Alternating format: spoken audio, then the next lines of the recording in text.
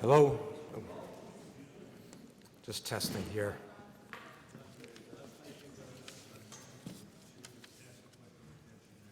Good evening. It's my privilege to welcome you to Boston College and to the presentation by Professor Robert Wistrich. This lecture is sponsored by the Center for Christian Jewish Learning here at the college. My name is James Bernauer, and along with Rabbi Ruth Langer and Sister Audrey Detzel, we direct this center.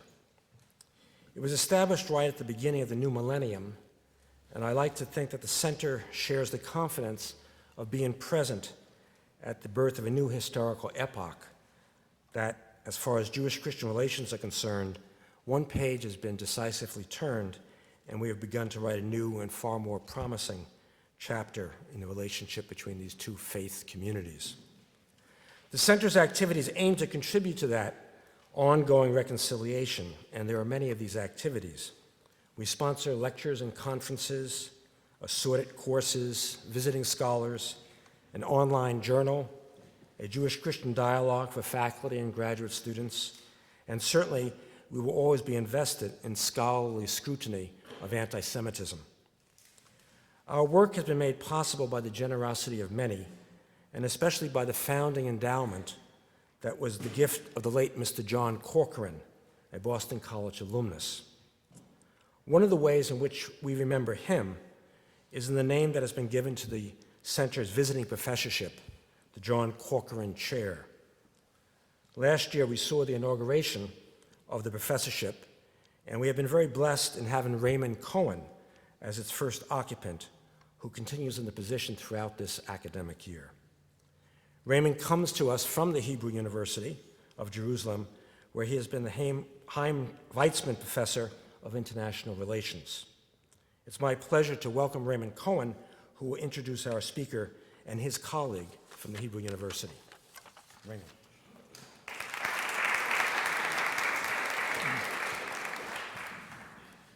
Well, I am indeed very proud and honored to welcome Professor Robert Wistrich here, who, as Jim said, is a colleague from the Hebrew University. Now, Professor Wistrich is the Neuberger Professor of European and Jewish History at the Hebrew University of Jerusalem, and he's the director of the Vidal Sassoon International Center for the Study of Anti-Semitism. Professor Wistrich has had a particularly interesting career and life. He was born in Kazakhstan to Polish Jewish refugee parents and brought up in England. He was educated at Queen's College, Cambridge, and he did his PhD at the University of London. He's had a remarkable career as a historian, prolific author, prize-winning author for books on the Jews of Vienna in the age of Franz Josef, which received the Austrian State Prize in History, and another book, Anti-Semitism, The Longest Hatred, won the H.H. Wingate Prize in the United Kingdom. Besides his many books and articles, Professor Wistrich has edited journals. He was the youngest editor of New Outlook in the 1960s. He's written and directed BBC and PBS documentaries. So he really has had a remarkable career. Now, his latest book, which is coming out in January, is a magnum opus. It's perhaps in a sense, a culminating work, over 1,000 pages, I believe, on the history of anti-Semitism, and it's called A Lethal Obsession, Anti-Semitism from Antiquity to the Global Jihad. Now, Professor Wistrich is going to speak to us today about anti-Semitism today, and just a couple of words, we tend to assume that anti-Semitism is a pathology that is no longer with us. And this is very, very far from the truth. Whether in Europe, if we're talking about attacks on Jews in the street, of course, desecration of synagogues and cemeteries. Extraordinarily enough, in the European Parliament, there are card-carrying anti-Semites for Hungarian racist parties, Latvian attested anti-Semites. Anti-Semitism raises its head in South America, Nicaragua, Honduras, very recently. The Arab world, something that we ignore, is today virtually Judenrein. It's free of Jews. There are no Jews there. Many, hundreds of thousands, millions of Jews lived for centuries, even thousands of years in the Muslim world. There aren't any left. One or two in Damascus, a woman in Beirut. The last 350 Jews are being brought out of the Yemen by a joint Israel-American operation. No Jews in the Arab world. This is very, very sad and very deplorable. Professor Wistrich is going to enlighten us on this subject, about the Muslim roots of this anti-Semitism. And the title of his talk is Anti-Americanism and Anti-Semitism, the Uneasy Connection. Professor Wistrich.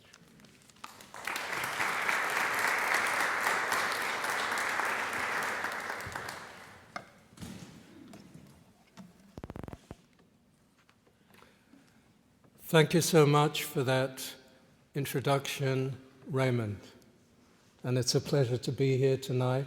I only arrived in the United States yesterday, so my sense of time is not quite what it should be, but I was told that I have roughly 45 minutes, so I'm setting my watch. And if there is a timekeeper here, they should feel free to tell me if I'm running over time. I'd like to leave the possibility for questions. The basis of my talk this evening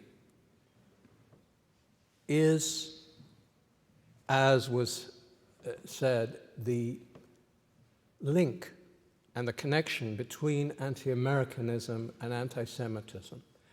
Because in the course of the very extensive research which I did in writing the book that Raymond referred to, A Lethal Obsession,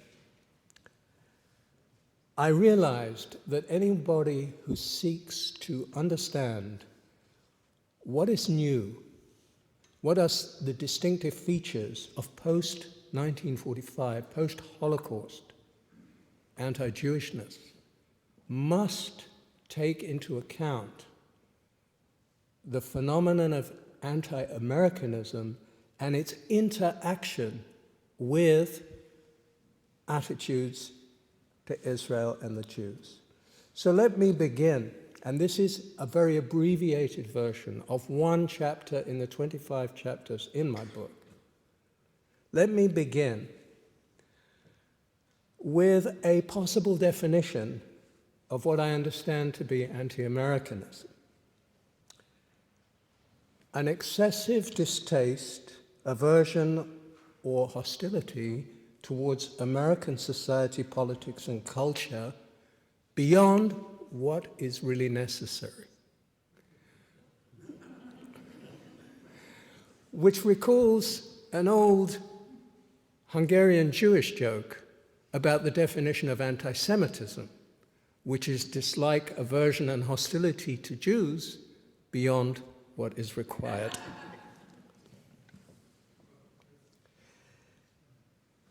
Let's return to the question of anti-Americanism. The reflexive disparagement of everything American the representation, for example, of the United States as being synonymous with everything crassly materialistic, exploitative, crude, and bullying about global capitalism. That is something rather more than mere criticism of America. And all those words I just used could equally be applied to perceptions of Jews, particularly in the modern era. Let's go further. Let's look at the cultural animus which loathes the hollowness of the mass entertainment industry, the shallow Philistinism of American middle-class values, and the hypocritical piety, I'm looking at this through the eyes of the anti-American, of course, the hypocritical piety of some forms of Christian fundamentalism. This is part of the package of what we could call anti-Americanism when it tends to attribute general characteristics of modernity, predominantly or exclusively to the United States. And again, many of those characteristics that I just described could and have been applied to Jews, that they are crassly materialistic, that they are vulgar, that they are the epitome of bourgeois capitalism. And when it comes to the mass entertainment industry, there's a whole strand of anti-Semitism that's directed against the Jews in Hollywood, for example, and one that existed in America itself through the 20th century. I would go further and suggest, somewhat provocatively perhaps, that much post-war anti-Americanism has become the socially respectable form of anti-Semitism in certain circles because it is untainted by the Holocaust. You can be anti-American without any concern about being complicit in an indescribable mass murder. In Europe, for example,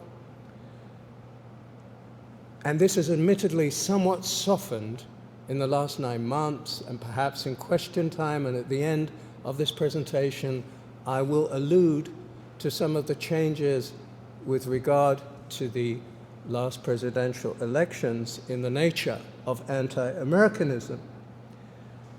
But when we look at the characterizations of America, particularly at the beginning of the 21st century in the outside world, we notice that much of that criticism singled out an allegedly peculiarly vengeful, bloodthirsty, and even biblical response, Old Testamentarian, I'll come back to that, in the nature of America's reaction to the experience of terrorism on American soil.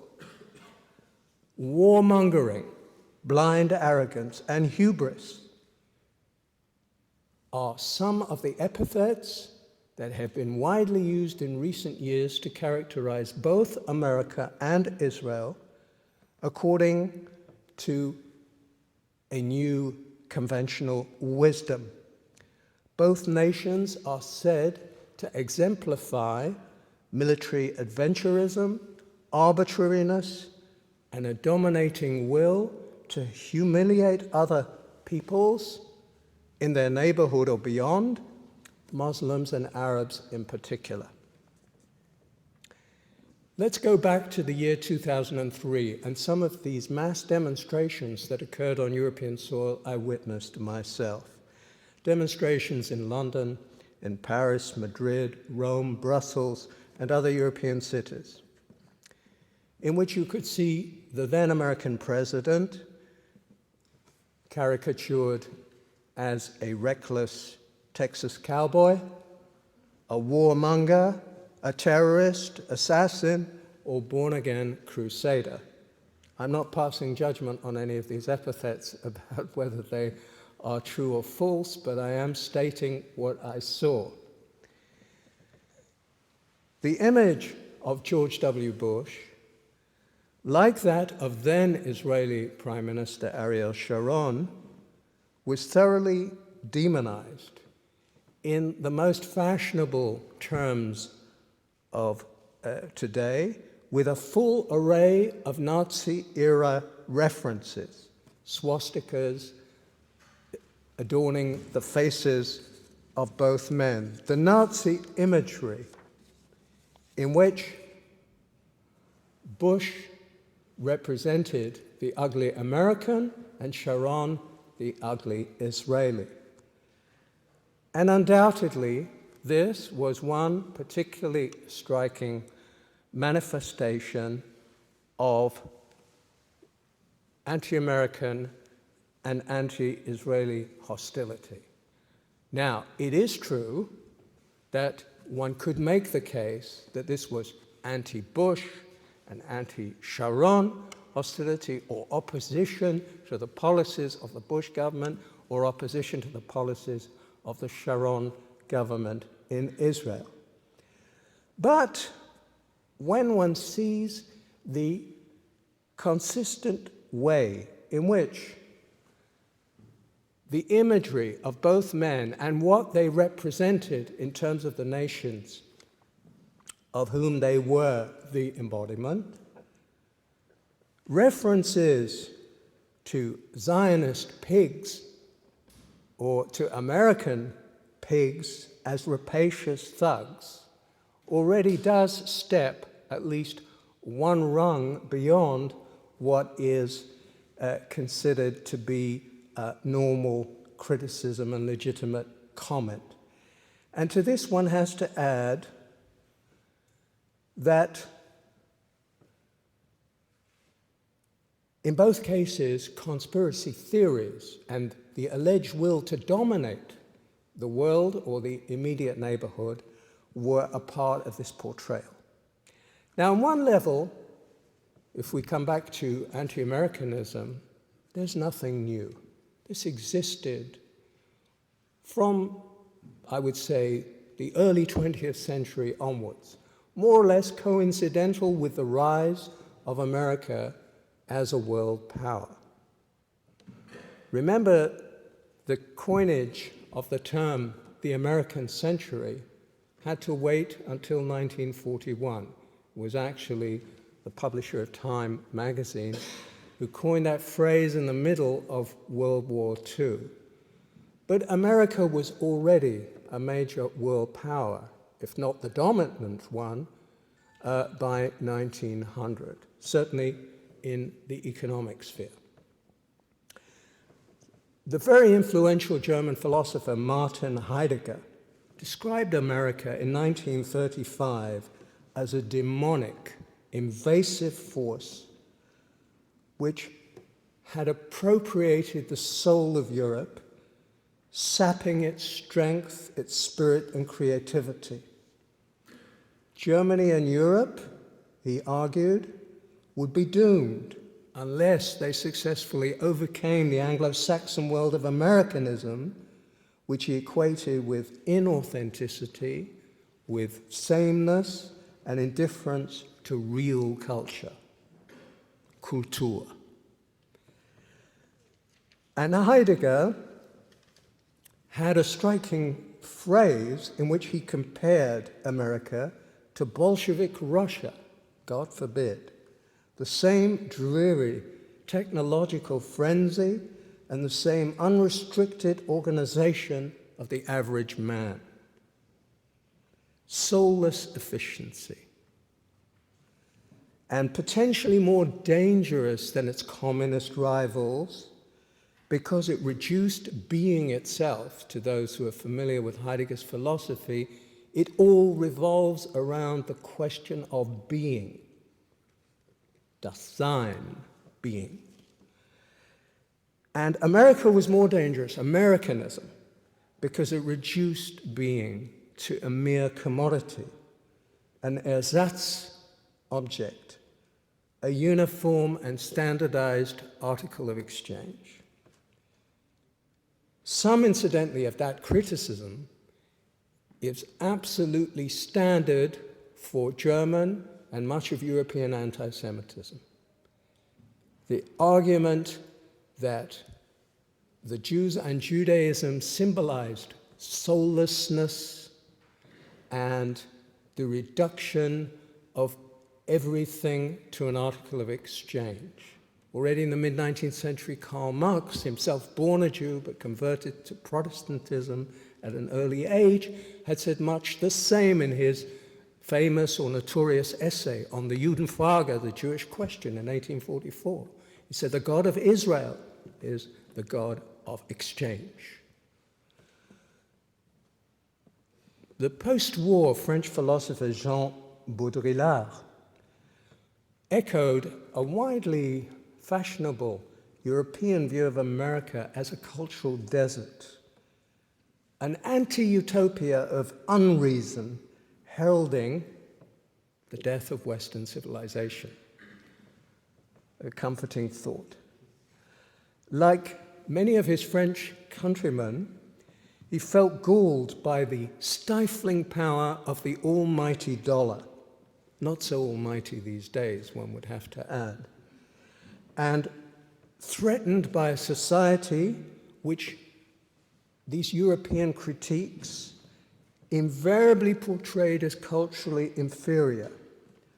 An artificial universe of endless freeways, safe ways, Hollywood movies, TV soap operas, Disneyland, Microsoft, McDonald's, and Coca-Cola. By the way, in the Arab world today, it is very frequent to see references to McDonald's, Coca-Cola, Starbucks, and other such products of American civilization branded as part of the Zionist conspiracy. America was a world, this is Baudrillard, a highly thought of French philosopher, was a world, I quote, completely rotten with wealth, power, senility, indifference, puritanism and mental hygiene, poverty and waste, technological futility and aimless violence. The jihadi assault on America on 11 September 2001 was regarded by a surprising number of European intellectuals, including Baudrillard, as a profound purging of the soul. The German composer Karl-Heinz Stockhausen actually called the terrorist attack on the Twin Towers, and I quote, the greatest work of art imaginable for the whole cosmos. An Italian Nobel Prize winner, Dario Fo, regarded it as the legitimate daughter of the culture of violence, hunger, and inhumane exploitation. And some Islamic fundamentalists saw it as the righteous act, a righteous act against the sinful city of New York, the multicultural Babylon of modernity. Indeed, an interesting part of the responses among Muslims to the shattering of the World Trade Center evoked the image of the Tower of Babel, of capitalist decadence. It was regarded as payback time for American imperialist hubris. And here are a series of conspiracy theories about the American Crusaders and the Zionist Crusaders, and the active role of the Israeli Mossad and or the CIA in actually orchestrating 9/11 abounded. so that it was not the jihadis themselves who were in the dock or who had carried out the bloody deed. It was the Crusader Zionists, often linked together, who were setting the world aflame with their greedy and technically advanced gun-toting capitalism. I want to refer here to an essay by a prominent German commentator and the editor of Die Zeit in Hamburg, Josef Joff, who drew attention to some of the parallels between the representation of America and Israel in these commentaries. They follow a clearly defined pattern which I think is fundamental to the understanding of anti-Semitism in general. First comes the stereotypization, in other words, the general statements which project negative attributes onto the target group as a whole. This is followed by denigration, aspersions which assert the moral inferiority of the perpetrators and their evil nature. Demonization is never far behind.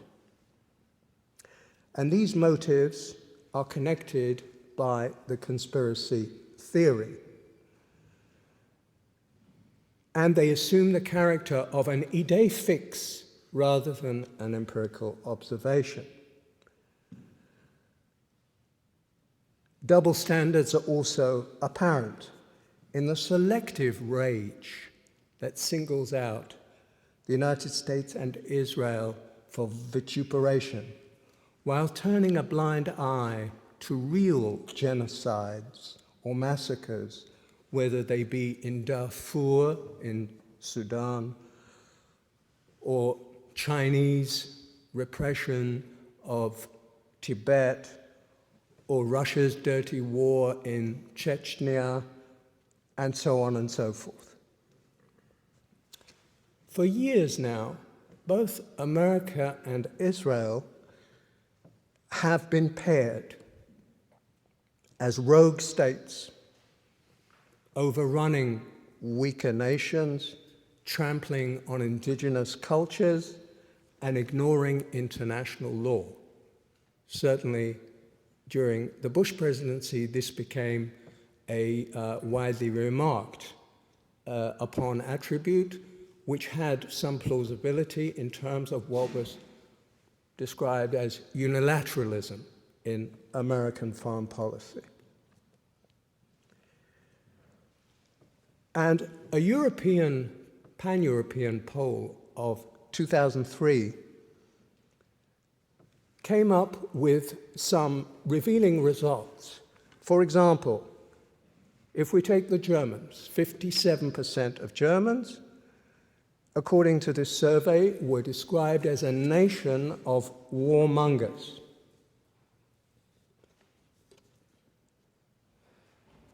And of course, America, for several centuries now, in much of the European consciousness, certainly in its darker side, has been synonymous with the concept of a wolfish capitalism rooted, and this makes it worse, in a divine mission. The Calvinistic sense of chosenness and election derived, of course, from the Old Testament Jews. And this brings me to the concept of Jewish America, which is, of course, a purely anti-Semitic construction, but one which has gained increasing currency from the early 20th century onwards. America being defined, particularly by European anti-Semites, as the most Jewish nation, Jewish being used in the broadest sense of the term, going way beyond the Jews as an ethnic group, as the most Jewish nation in the Christian world. The only country that could rival this status would have been Great Britain in its imperial heyday during the Victorian era. And again, one has to say, such historical associations contain a grain of truth in the sense that both Britain and subsequently America and some of the other Anglo-Saxon Western liberal democracies have self-consciously adopted an important part of the Jewish and biblical heritage as part of their value system. But in the anti-Semitic worldview, all of this is transmuted and transformed into a vision more akin to that of the Protocols of the Elders of Zion as a cover and a mask for a project of world domination. And indeed, from that point of view, the notion of Jewish America, which is much beloved of anti-Semites of all shapes and sizes around the world, and to some extent in the United States itself, although it's more muted, this concept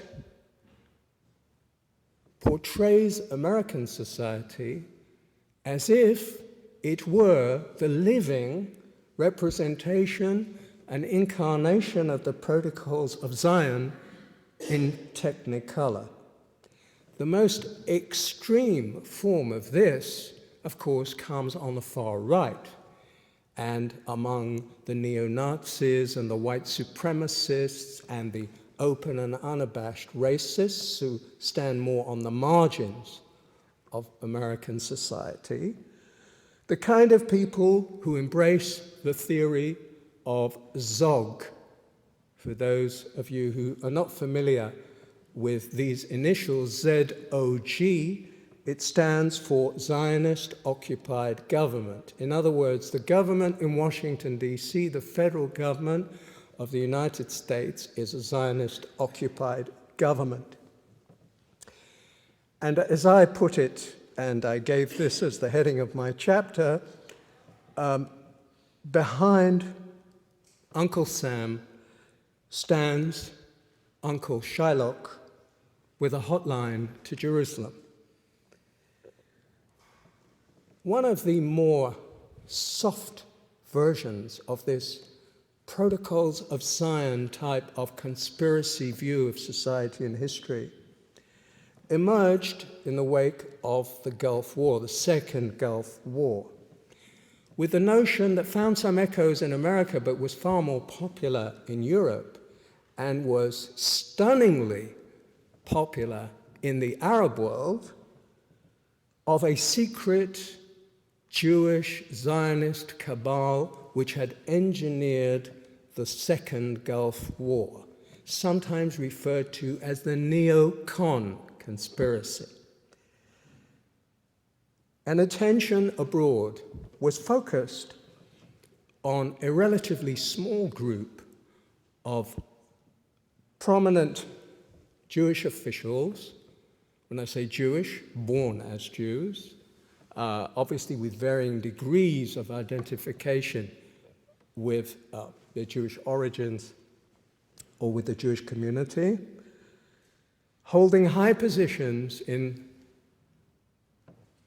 the US government, in the Pentagon, and it was alleged that the concept behind the Gulf War as a war for democracy or democratizing the Middle East, that this was designed in Israel's interest, that the objective of the Second Gulf War was to take out a dangerous Arab dictator, Saddam Hussein, and thereby weaken Israel's Arab neighbors.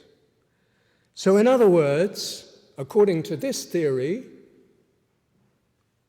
which should not be underestimated even in its subterranean influence in some circles in the United States, America had essentially gone to war to do Israel's work.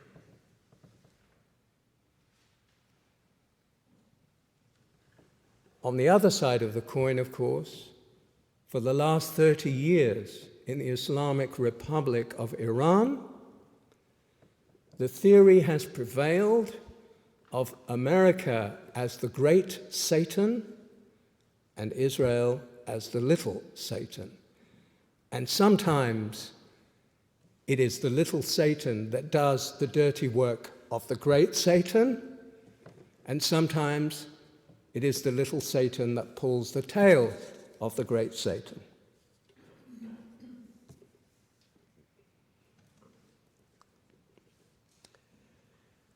In the perceptions of the United States in the outside world, particularly as they emerge from the Global Opinion Survey of anti-American trends conducted by the Pew's Research Center based in Washington, D.C.,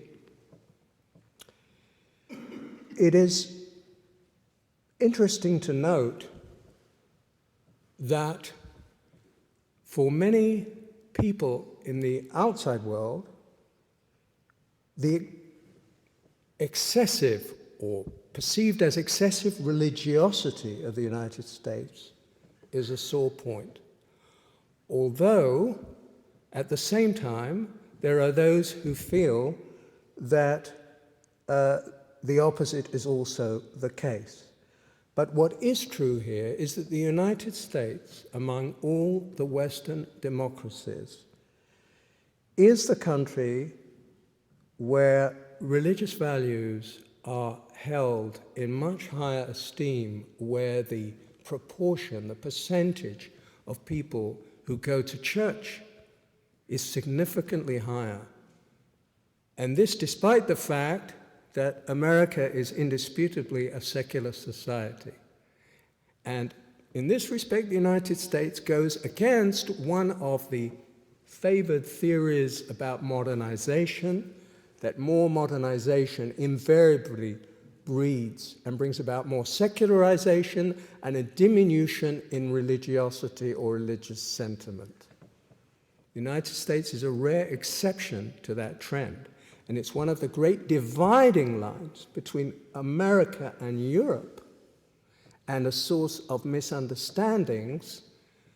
And it's interesting that there's a similar perception of Israel, a fundamentally secular society in many ways, and yet one which is perceived in the outside world as excessively religious, which one could certainly argue with, but where religious values clearly do play an important role, and where, unlike the United States, there is no separation of church and state, or the equivalent of church, synagogue and state, religion and state. In Muslim countries, America is not considered as all that religious, and the key issue, according to the surveys, is the perceived bias towards Israel.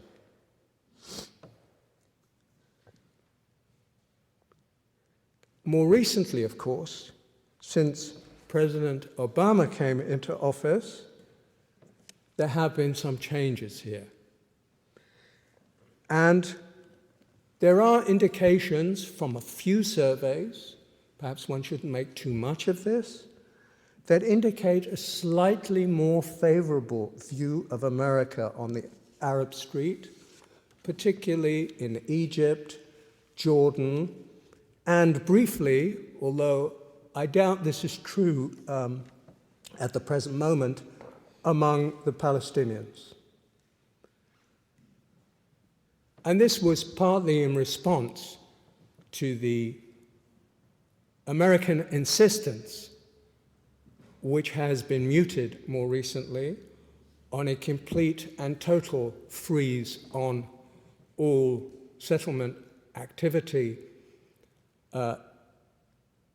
in the West Bank and even in Jerusalem, a demand that has since been modified and toned down, and the effect of the Cairo speech of President Obama, which went down well in the bazaars and the cafes of the Middle East, from Tunis to Tehran and Jeddah, but which has already been largely eroded in present perceptions of American policy towards the Middle East, and a sense of some disappointment regarding President Obama's policy.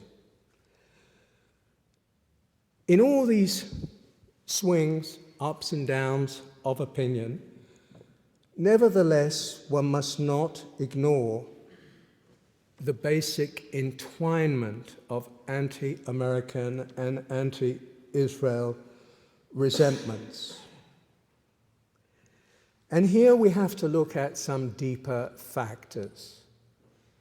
In the perception of those who are ideologically and viscerally anti-American and those who are viscerally anti-Semitic. There is, and this goes way back into the 19th century, there is a perception of both Americans and Jews as being rootless people, highly mobile, as being the enemies, the inveterate enemies of hierarchy and tradition. And this is particularly true in Islamist literature.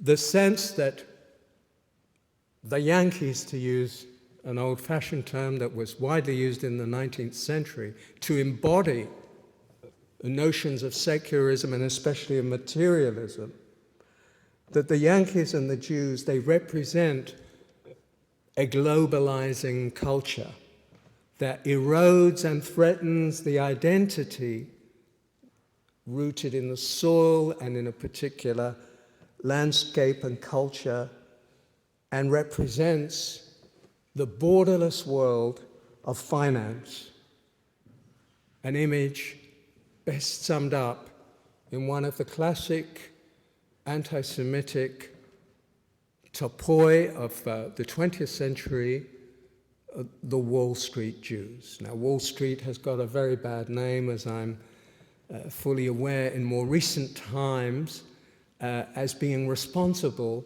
for the global economic crisis that began here in the United States and spread worldwide.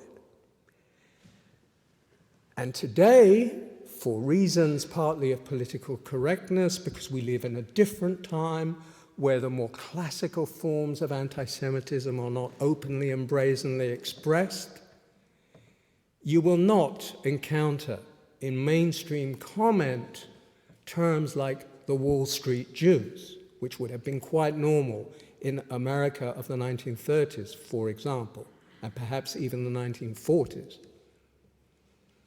Which doesn't mean that the sentiment is not there, and that with every financial scandal, and I don't want to mention any names here, we couldn't find a certain number of Jewish financiers who were involved, although clearly the notion that the activities of Wall Street could be reduced to those of one particular group assumed to somehow be in cahoots and acting as a single entity is clearly not a sustainable idea. If we look at the Middle East in terms of this linkage of Jews with capitalism, secularism, and modernity, I think it would be fair to say that in the perspective of many Muslims in particular, Israel is seen as a vehicle and a propagator and a primary carrier of modernity understood as globalization and Americanization. Or perhaps we could broaden the term Westernization. Many Muslims feel threatened by this globalizing, transnational, and increasingly cosmopolitan world, which remains alien to them. And this, on top of the more obvious political perception that Israel is a colonizing nation in their midst, one, moreover, saturated by the Holy Scriptures and imbued with a strong sense of its own providential mission. Here, the challenge to Islam, a relatively younger religion, and one which itself was very expansionist, especially in the early centuries of its existence, the challenge is more keenly felt. And remember that in the traditional Muslim perception of Jews, based on centuries of a status guaranteed by Islamic jurisprudence from the 7th century in Arabia and anchored in Sharia law, both Jews and, for that matter, Christians, as minorities subjected to Islamic rule, are at best protected peoples. The status of the dhimmi, of the protected peoples, Jews and Christians, peoples of the book, relatively privileged, very relatively privileged, as against non-believers, polytheists, and others, but subordinate. Subordinate both in theology, in law, and in politics. When a dhimmi people, as the Jews were perceived through the centuries of Islamic domination in the Middle East, attains its independence, establishes its sovereignty, and is no longer subject to Muslim rule, this, if you like, is an infringement of the natural order. This is an infringement of God's law, of the will of Allah.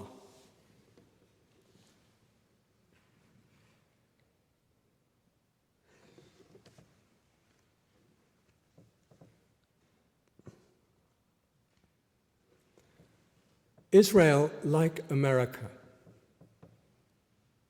and long before the American Republic ever came into existence, in fact, 2,500 to 3,000 years ago,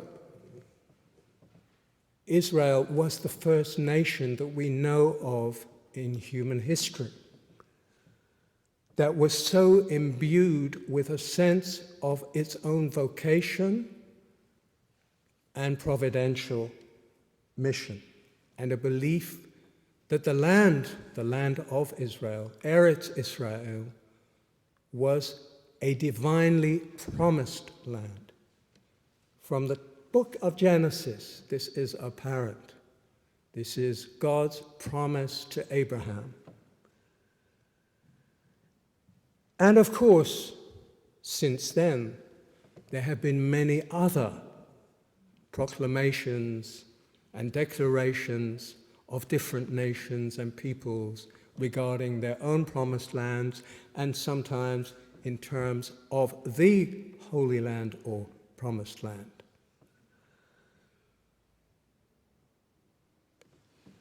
And this mixed together with the issue of colonization and colonialism.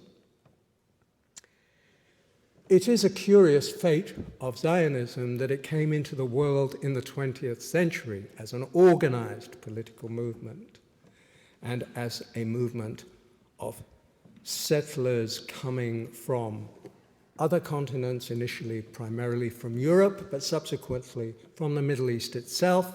Raymond Cohen mentioned the forgotten exodus of the Jews from Arab lands, which indeed needs to be recalled before one too blandly sticks the label of European or Western colonialism on the state of Israel, half of whose inhabitants are Sephardic Jews, who came from the Middle East, were indigenous to the Middle East, who had settled many present-day Arab countries long before there was a single Muslim living in those lands. These Jews, in no shape or form, could be presented as being a product of European colonialism or as being alien to the region. And many indeed spoke Arabic and had been influenced by an Arabic-speaking culture. Nevertheless, in the discourse of Arab nationalism and of Islamic fundamentalism, and in mainstream Arab political thinking, and much Muslim thinking in general, it is axiomatic, it is culturally axiomatic to present Zionism as if it was a reenactment of not just of 19th century and 20th century European colonialism, but of the medieval Crusades. In Arab literature, the analogy that is consistently applied, strange though it may seem to a Western mind, is the Zionist Crusader analogy.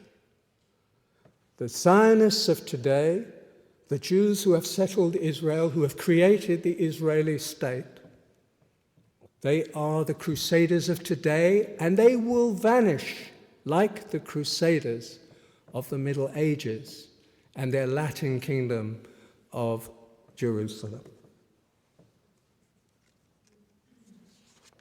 And America too,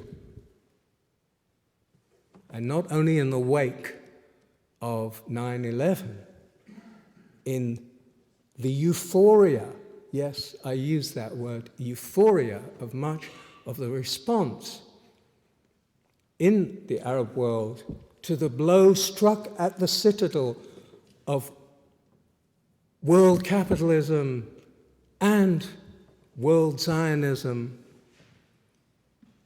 But long before that, the belief that America is a passing phase, or alternatively, that America will be conquered by the jihad, conquered from within.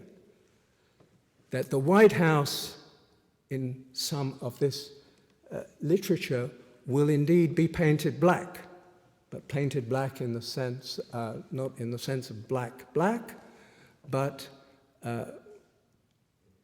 it will be converted to the faith of Allah.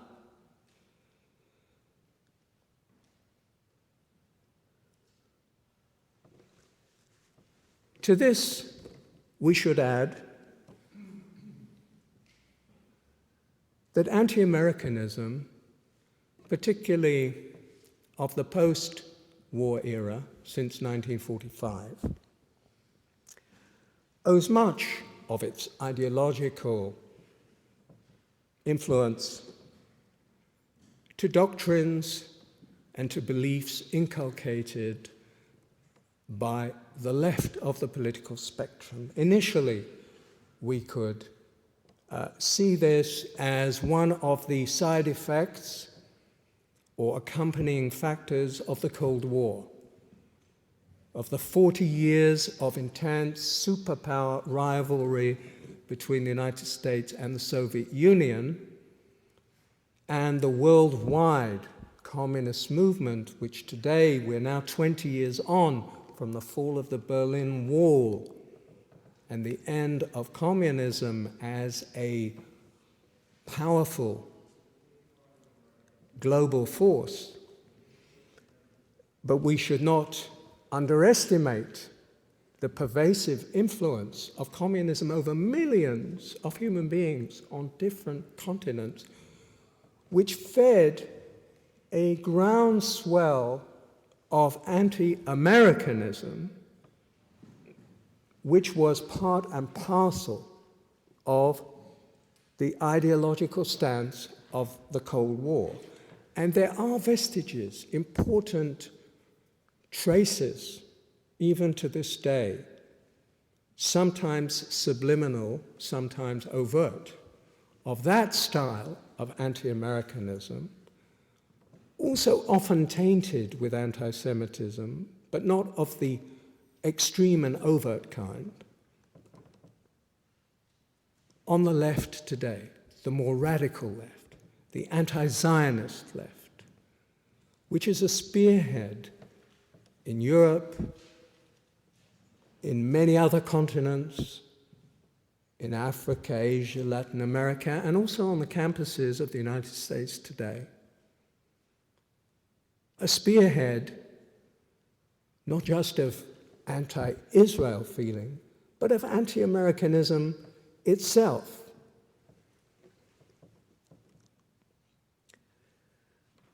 One could just take as an example a prominent intellectual such as Noam Chomsky, himself Jewish and certainly anti-Zionist, but I would say much more strikingly anti-American in the sense that his relentless critique of American imperialism, the American empire, goes way beyond any kind of balanced and sustainable argument. There may be individually correct judgments in some of his critiques, but in the view of Chomsky, America can do no right and never has done anything right, whether it be the defense of third world dictatorships that suited American interests, and of course such a phenomenon did exist. But America is to blame in every major post-war international conflict. The history of America is one long record of atrocities, massacres, and even genocides. Hence, no surprise to find back in October 2001 that Chomsky told an audience at MIT, not far from here, that America was planning a silent genocide against the people of Afghanistan. I don't think that there is any evidence to support that view, and unfortunately the future of Afghanistan appears more cloudy than ever. The alternative history of America, this type of anti-Americanism, reminds me of the anti-Zionist narrative so fashionable on campuses around the world, where the history of the United States is presented essentially as a history of relentless criminal activity and unadulterated violence. And what is totally eliminated from the picture, because certainly I would be the last person to present some kind of idyllic view of American history, which has not been one peaceful, harmonious utopia from its inception, far from it. But what about the role which at one time was highlighted around the world, that America had played a prominent role in the defense of freedom around the world, in liberating millions of people from tyrannies and dictatorships, and its achievements, whether in spectacular wealth creation or in spreading democracy or in technological innovation, and above all, in the defense of individual liberties.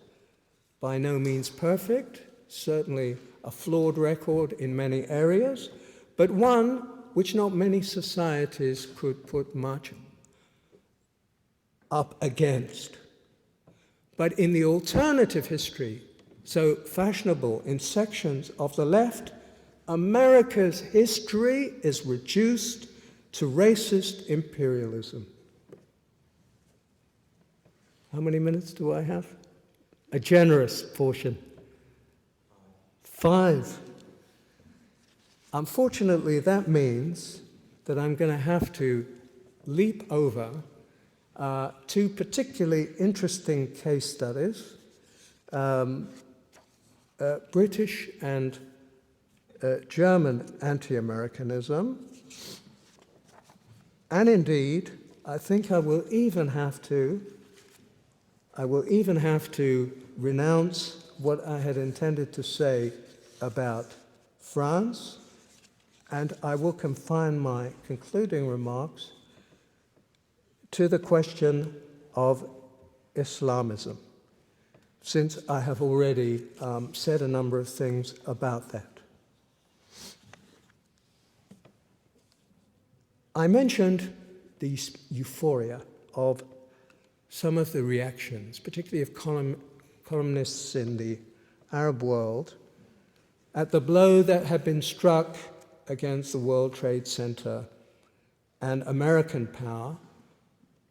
And I want to emphasize that in all these accounts, the Jewish connection was made constantly and repeatedly. And this was seen as a blow against the headquarters of global Jewish power. You can find these comments across the Arab world, in societies as different as Syria, Iraq, Saudi Arabia, Iran, the Palestinian Authority.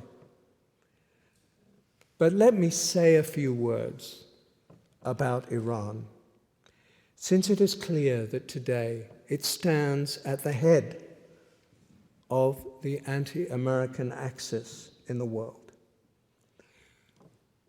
When Iranian leaders and Iranian propaganda refers to the United States, it often describes it as the center of world arrogance. The United States is a synonym for world arrogance, just as the state of Israel is referred to by the supreme leader of Iran, Ali Khamenei, invariably as the Jewish cancer. So we have world arrogance and the Jewish cancer.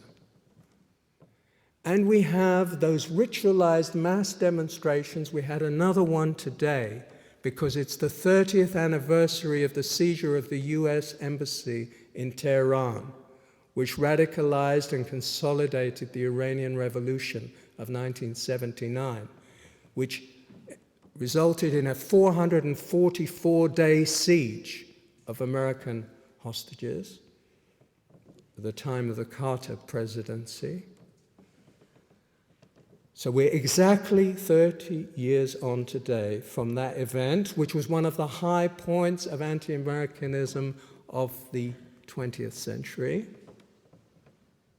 And millions of Iranians, in almost robotic-like fashion, during the last 3 decades, have paraded in the streets of Tehran and other cities in Iran, shouting, "Death to America, death to Israel."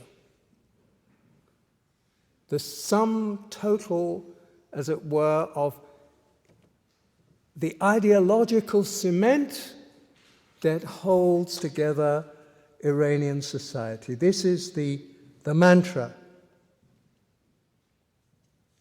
And how naive it is to think that one can dialogue, one can engage, one can persuade and transform the Iranian leadership from the very thing that holds them in power, even though for the first time in those 30 years, a real challenge came from below. And even today, there were protesters in the street shouting death, not to America and Israel, but death to the dictator, meaning President Ahmadinejad. But they are controlled and repressed, and sad to say, they are largely alone. And this brings me literally to my last remarks, which touch on the present. The Iranian leadership, you should know, has been gloating over what it perceives as American weakness in seeking, not to say begging, for dialogue with its leaders. The conservative Iranian daily Kayhan, which is close to the government, had an editorial on the 27th of July of this year, 2009, in which it ridiculed the Americans whose entire lives, I quote, are foolishness. That they, the United States, and I quote, are sending a desperate message to the world, begging Iran for dialogue. And the editorial bluntly concluded the United States will have to continue in this humiliating posture because it needs Iran for its own strategic goals in Afghanistan and in Iraq and indeed in Pakistan. So I would leave you with the following thought. I think that the record shows, and I won't go into President Obama's gestures towards other dictators and similar leaders, whether it's President Chavez in Venezuela, or Ortega in Nicaragua, or Castro, or other traditional enemies of the United States whose anti-Americanism will not be influenced in the slightest by any such gesture, and for very rational grounds. That the post-imperial, quote-unquote, United States, the post-colonial United States, that this posture will not go down. It will not be accepted, whether it's for reasons of actual policy of the United States and its actual interests, or whether it's because of the internal reasons of those regimes for whom anti-Americanism is indispensable, as unfortunately, at least in the Middle East, anti-Semitism and anti-Israel feeling are an indispensable cement with which to link or displace the discontent and the anger and the frustration of the masses. President Obama's desire to make America more receptive to the concerns of other nations in the world community is unobjectionable and indeed, in some ways, admirable. But we have to ask whether that necessitates, and whether it is indeed wise, to treat friends like adversaries and enemies as if they were actually allies and valued partners. To achieve peace in the Middle East, which I must confess seems to me for the moment a distant goal, does not necessitate appeasing Arabs by humiliating or damaging Israel.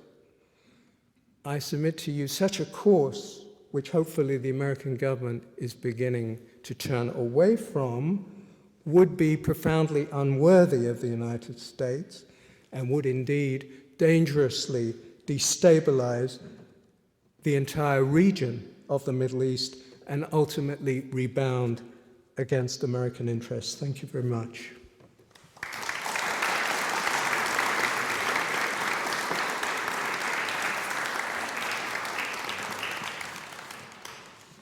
We do have about 15 minutes for questions. Thank you very much. Okay. Please. You made that comment, sir, about July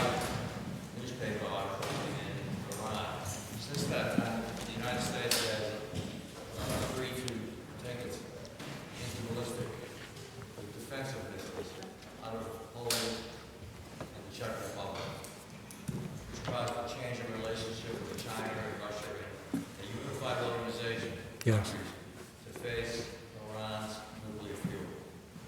That came through diplomacy. And what has been the Iranian reaction since that July? What's their reaction to the United States now? I think that the Iranian position towards the United States and the West in general, and the Europeans, with whom they negotiated for 6 years over the question of their nuclear, energy and their nuclear program, that this position remains identical, unchanged, and both in methods and in underlying goals. For 6 years, the Iranian leadership led the Europeans by the nose in a policy of gaining time. Already in the last 2 years of President Bush's incumbency, he was retreating more and more from the idea of actually confronting Iran in any significant way. Yes, there were some sanctions in place, but all the commentary, as you know, has tended to agree that these sanctions were without any real effect, and it would take far more harsh regime of sanctions that would have to be observed not merely by the Western powers, but accepted by Russia and China, which seems a very remote prospect. Engagement, it seems to me, has simply resulted, as I was implying towards the end of my talk, in, frankly, in the humiliation of the United States and of the West as a whole. And interestingly, who would have imagined a few years ago that the French position towards Iran would be much firmer and more robust than that of the United States? And that behind the scenes, President Sarkozy was absolutely infuriated by the way in which President Obama chose to reveal the information about the secret and, in fact, undeclared facility in Qom, when the United States had known about this since the beginning of 2009, and the French had wished this to be made known publicly well before the date that was chosen. And we have now a situation where France is actually the one country in the Western alliance that is vigorously seeking to impose severe sanctions, crippling sanctions on Iran. And the Obama administration's policy remains both, I think, incoherent and certainly ineffectual. And this is noted by the Iranians, who are not stupid and who follow these things very closely and who feel they can play for time. And this whole story of the export of uranium abroad was a classic example of the way that Iran is able, after achieving a certain legitimacy by entering into negotiations on its own terms with 6 major countries, is still determining to a large extent the agenda and has absolutely no intention of submitting control to effective control its nuclear program. So the reality is that engagement as understood and proclaimed by President Obama has merely, I think, emboldened Iran to feel that it can continue along the lines that it has been doing hitherto. More worrying still, and to me, and I think to many others, a source of wonderment, but wonderment in a very negative way, is that with the emergence of massive street protests against Iran's regime, that the State Department and the administration in the United States could manage no more than the most tepid and lukewarm statements that clearly are a source of bitter disappointment to many Iranians, ordinary Iranians, who are thoroughly fed up with 30 years of the most benighted, what can I say, in Western terms, clerico-fascistic dictatorship in their country,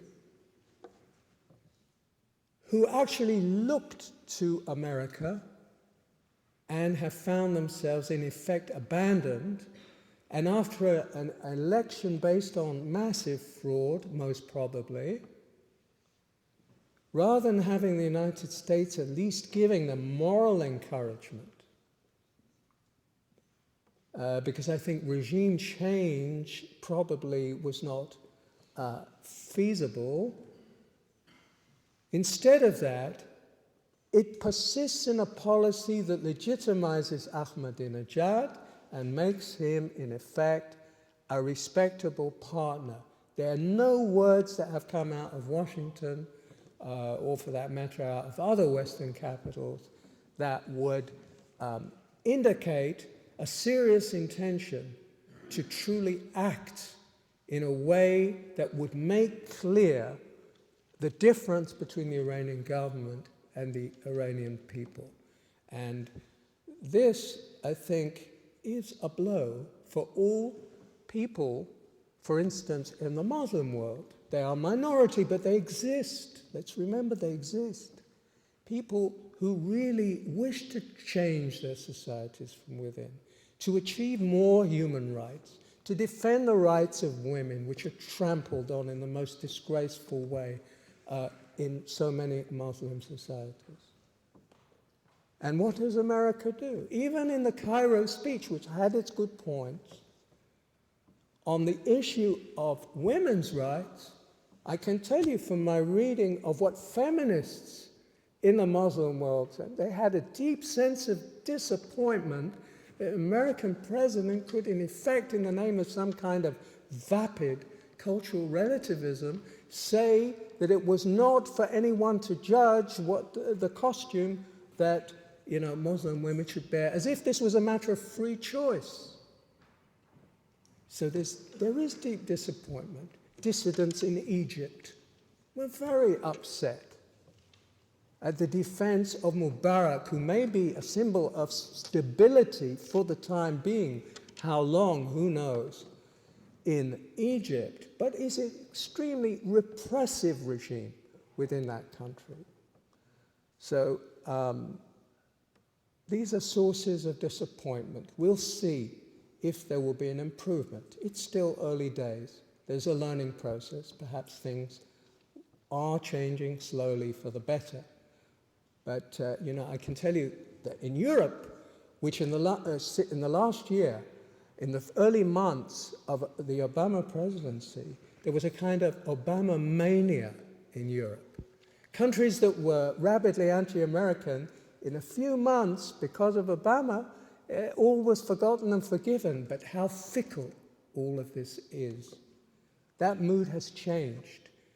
I followed the reactions in all the leading European newspapers to Obama's acquisition of the Nobel Peace Prize. And universally, even the left-wing papers and magazines, Le Monde, Libération, The Guardian, The Independent, Der Spiegel, the Corriere della Sera, and so on and so forth, all of them were, without exception, deeply critical of this award. They felt it was a disastrous choice, absolutely unjustified. People who were sympathetic to Obama, they felt it was harmful.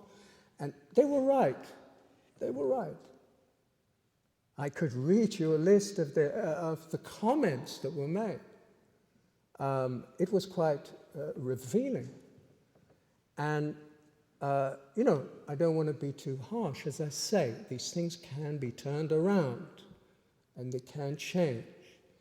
But with regard to my subject today, I wouldn't build on the idea that anti-Americanism was, a function of anti-Bushism. It goes a lot deeper than that, and it was long before President Bush, and it'll be long after President Bush. And we have to bear that in mind, just as the resurgence of anti-Semitism in the world, contrary to a theory often put forward, is not at all a function of Israel's policies in the Middle East and touches on fundamental issues of legitimacy, identity, and cultural traditions and legacies. Time for another question. Patty? Thank you very much for the lecture. It's very interesting. I'm wondering about historical context. What role do you think Israeli occupation does play in the fluctuation of anti-Semitism? Because I'll tell you why I'm asking this. I do think that probably the hatred towards Jews in America taps on sources that are deeper than the actual